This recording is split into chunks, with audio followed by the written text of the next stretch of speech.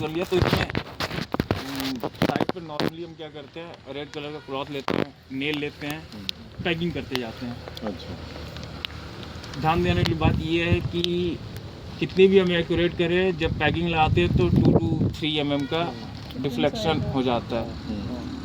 वो होने के बाद जो ऑगर आता है, वो जब ऑगर जैसे स्टिक पे ये रखेगा तो 5 से 7 mm डिफ्लेक्शन वहाँ आ जाएगा। मतलब ऑगर रखते रखते 10 mm का डिफ्लेक्शन आ जाता है। ये माइंड में लेके मतलब आप चलना ले ही लो है। 6 से 7 का डिफ्लेक्शन ओवरऑल 10 मैं बोल रहा हूँ, 10 लेके चलते ये माइंड में तुरंत रखना है कि इतना तो 1 डिफ्लेक्शन सेंटीमीटर होगा ही होगा। हमें उसको बोलना 0 करो।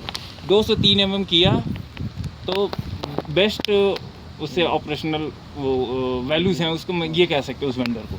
बट हर रेफरेंस जो है उससे अगला नहीं लोगे, एक ही रेफरेंस पॉइंट से रेफरेंस लेते हो। अब जब पाइल शुरू होती है तो हमारा जो पहला Last, पोल है इसको हाँ, मास्टर पोल बस कहेंगे। इससे आप रेफरेंस लोगे, हाँ जी that's all, काम खत्म। हाँ, क्योंकि कोई भी अगर वेरिएशन होगी तो इसके हिसाब इसी से होगी। तो ये आपने ये भी T1 इसीलिए लिखा है। रो 4 का T1 मीन्स टेबल 1 नहीं है हमारा। तो फिर अपना ऑगर आएगा, मार्किंग कर दी टैग से। तो इसका जो डाया है 300 नॉर्मली इंडियन फिक्सन नहीं है, तो हम जैसे यहाँ हमारा ऑगर आया था वो 300 का ही था, लेकिन ऑगरिंग कर करके उसका जो सार बजेस थे वो थोड़े वो हो गए थे, घिस गए थे। तो हमने हल्का सा सरिया 10-10 mm को दोनों से वेल्ड करा के वो काम चला दिया कि जब वो ऑगर आएगा तो एक चीज़ वो ले लेते हैं, जो डायरेक्शन वो ले ली, जो डेप्थ है वो मेज़र कर लिया, डेप्थ कर दिया सर। उसके बाद जो मास्टर पोल हम खड़ा करते हैं, इसमें खड़ा करने के बाद एक अलाइनमेंट देखते हैं हमारा 90 डिग्री है कि नहीं इन बोथ साइड्स। किससे 90 डिग्री में? 90 डिग्री पे किसके रेफरेंस? स्प्लिट है, स्प्लिट लेवल एक होता है सर। नहीं वो ठीक है। स्प्लिट लेवल तो वर्टिकलिटी देखिए ना कि टेढ़ा है। 90 डिग्री आप किससे? इधर से भी इधर से भी, both sides से। वर्टिकलिटी ये एग्जैक्ट जो है डायरेक्शन वही है और ये भी वही है। वर्टिकल है मतलब टोटल वो। ये फुली हॉरिजॉन्टल है, Perpendicular वर्टिकल है, ground से है 90 डिग्री पे है ये विद रिस्पेक्ट टू अर्थ। तो इसमें एक वो देखते हैं अलाइनमेंट क्या होगी मेरी, मीन्स वर्टिकलिटी ये सेंटर टू सेंटर अगले पोल से।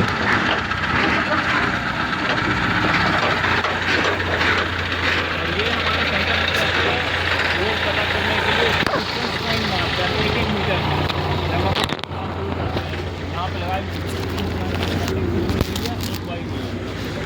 वो यहाँ से होगा, यहाँ से 1 मीटर और यहाँ से 1 मीटर, वो कैलकुलेट करना इन होगा। दोनों के मिडिल से। हाँ यहाँ से और इन दोनों के मिडिल, मतलब ये पॉइंट मेरा सेंटर पे होगा। समझ गए। वो कर दिया, सेंटर सेंटर डिस्टेंस कर दिया। पाइप में सब कुछ चलेगा east to west. Pitch measure करने के लिए पिच इसके सेंटर से उसका सेंटर होता है पिच, इसको सेंटर टू सेंटर डिस्टेंस कह देते हैं। हाँ जी। अब मेन चीज़ हमारे ये होता है कि जैसे इस डायरेक्शन में डिफ्लेक्शन मेरा हो सकता है, जैसे कि एक पाइल है हमारी और ये अगली पाइल है, इन दोनों के टॉप लेवल में 3 डिग्री का स्लोप अवेलेबल है, वो चलता है हमारा। ये चलेगा 3 डिग्री वाला इधर चलेगा, ऐसे चल सकता है। कभी भी पाइल ऐसे नहीं मिलनी चाहिए। रोबोट के क्लीनिंग करेंगे अगर फ्यूचर में तो ये वो रोबोट अटक आके जाएगा, मेरा अटक अटक जाएगा, जाएगा। भी नहीं बनना चाहिए।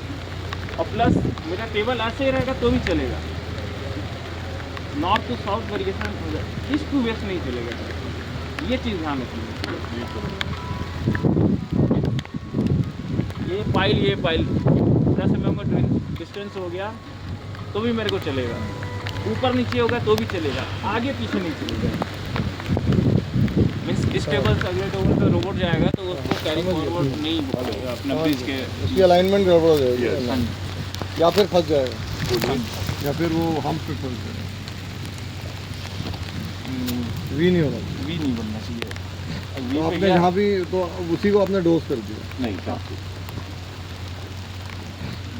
ये यहाँ पे देखते हैं अगर फ़ोन नंबर का ये भी हो जाता है 10% नॉर्मल कॉल आ रही है, 90 दूसरी आ रही है, because they just pick up the number from these side.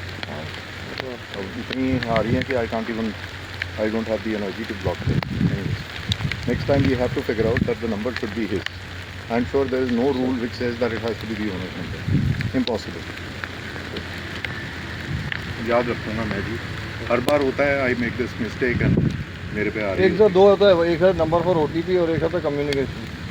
तो कम्युनिकेशन वाला जो है you can give fine, but OTP वाला तो it doesn't need to come to me. OTP bank transaction except bank का नॉट, ये तो सब these are casual calls, I don't know why and ये तो कैजुअल सी वो तो नंबर उठा लेते हैं ना, सॉरी बाद में बात करेंगे। तो सर कास्टिंग हो गई हमारी, मतलब अलाइनमेंट कर दिया, मिक्स डिज़ाइन दे दिया अपने एजेंट ऑपरेटर को।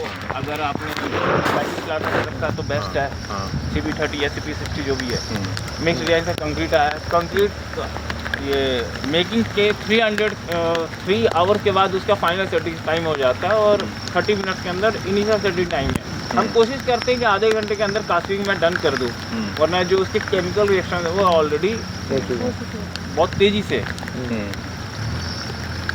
ठीक है, बताने के 3 घंटे बाद 3 घंटे के अंदर अंदर यू टू डू, नहीं तो वो हार्ड है। करना तो आधे घंटे अंदर चाहिए, लेकिन नॉर्मली हम एडमिक्सचर इंक्रीज करके, पानी इंक्रीज करके, उसके लिक्विडिटी बनाकर उसको Delay 3 घंटे कर तक सकते चलाते हैं। हैं। 3 घंटे के बाद तो नहीं करना चाहिए, वो वेस्ट हो गया। तो आप वो सब वाइब्रेटर वगैरह सब यूज़ करते हैं? नहीं, वाइब्रेटर नॉर्मली यूज़ नहीं करते, हम पोकिंग रॉड यूज़ करते हैं। 16 डाया की क्योंकि depth नहीं जो है, डेप्थ है 2 मीटर का आसपास लेके, क्योंकि वाइब्रेटर कैरी करना प्रैक्टिकली पॉसिबल नहीं है साइड में। और कंक्रीट हम इस कंसिस्टेंसी की बनाती है, वर्केबिलिटी 140, 130, 120 रखते हैं, जिससे कि सिर्फ कॉम्पैक्ट वो हो जाए कंक्रीट, वाइब्रेटर की ज़रूरत ही ना पड़े। फिर बाकी जो कंक्रीट ऑपरेशंस होते हैं, पत्ती होगा, श्रम टेस्ट करते हैं, क्यूब टेस्ट वगैरह वगैरह जो भी है वो करते हैं, क्यूब से फिलिंग करते हैं, 7 डेज 28 डेज में टेस्टिंग होगी सर। ठीक है सर। फिर फाइल हमारी कास्ट होगी, कास्ट तो हो सेंटर गई हो सर, गया फाइल, कि हाँ हमारा फाइल, मगर अभी अच्छा। हमने कॉलम नहीं लगाया, अभी हमने कॉलम नहीं लगाया, लगाया कॉलम। कॉलम तो लगा दिया सर। तो ये एक ही पीस में आपने पूरा लगा दिया ना, फाइल भी आपने एक बार में कास्ट करा? नहीं, फाइल कैप जो है, कैपिंग रह गई है हमारी।